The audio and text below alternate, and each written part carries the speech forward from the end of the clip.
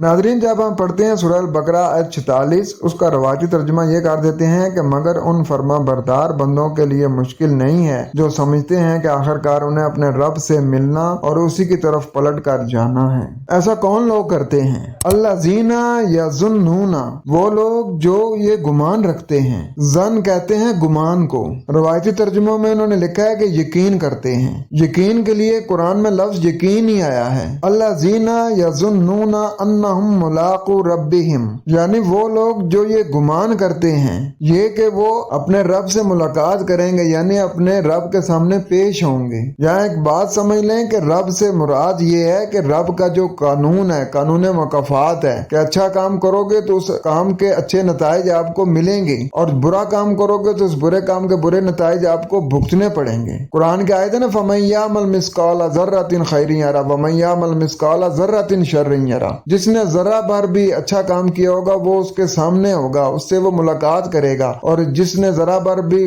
बुराई की होगी वो बुराई से भी मुलाकात करेगा। व अन्नहुम इलैहि राजिऊन, ये कि उन्हें उसी की तरफ रुजू करना है। तो बात ये है कि अल्लाह ताला ने आपको हदायत दी है और आपने अल्लाह ताला ही के सामने पेश होना है, तो फिर आप गैरुल्लाह से रुजू क्यों करते हैं?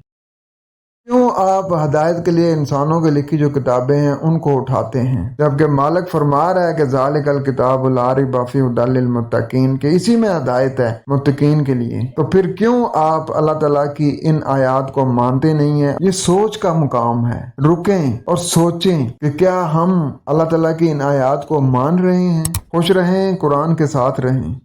वस्सलाम।